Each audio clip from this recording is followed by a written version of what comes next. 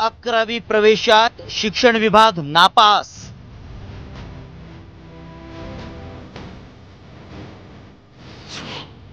Software मध्ये अडचण, विद्यार्थ्यांची कोंडी।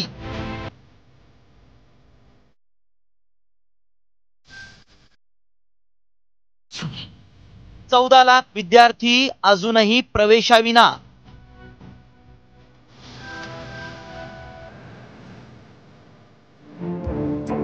संपूर्ण राज्यात मोठ्या दिमाखात इयत्ता 11वीची प्रवेश प्रक्रिया ऑनलाईन राबवण्याची घोषणा करण्यात आली।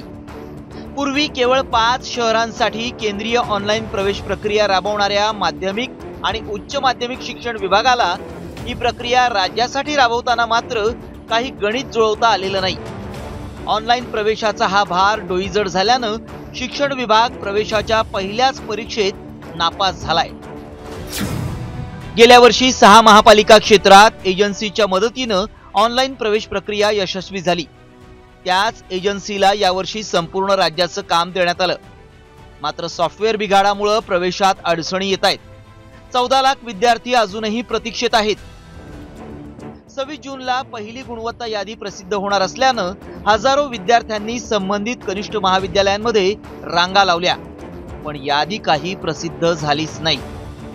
सध्या शाखानिहाय आणि गुणांच्या टक्केवारीनुसार विद्यार्थ्यांची माहिती ऑनलाईन संकेतस्थळावर उपलब्ध आहे, पण जात संवर्ग आणि समांतर आरक्षण निहाय 9,500 महाविद्यालयांमधील कोणत्या शाखेचा कट ऑफ किती हे त्या संकेतस्थळावर दिसत नाही।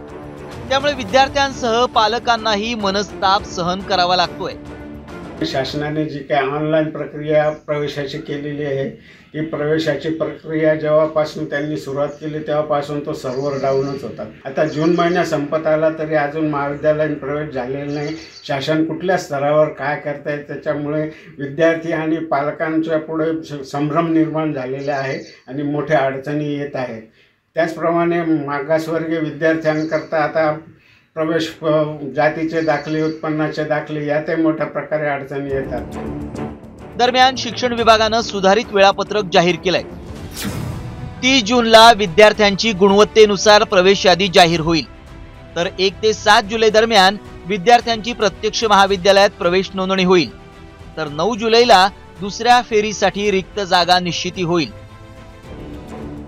10वीचा निकाल लागून जवळपास 1.5 महिना लोटला असला तरी 11वीच्या विद्यार्थ्यांची गुणवत्ता यादी जाहीर झालेली नाही। सॉफ्टवेअर मध्ये नेमकी काय अडचण आहे याचा शोध आयटीच्या टीमलाही लागलेला नाही। एकूणच 11वीचे प्रवेश सुरळीतपणे व्हावेत यासाठी राबवली जाणारी ही ऑनलाईन प्रवेश प्रक्रिया विद्यार्थी आणि पालकांसाठी नसती डोकेदुखी ठरली आहे। ब्युरो रिपोर्ट, साम टीव्ही न्यूज। आता isakal.com आहे देशातील नंबर 1 ची मराठी न्यूज वेबसाईट। प्रत्येक अपडेटसाठी isakal.com ला नक्की भेट द्या।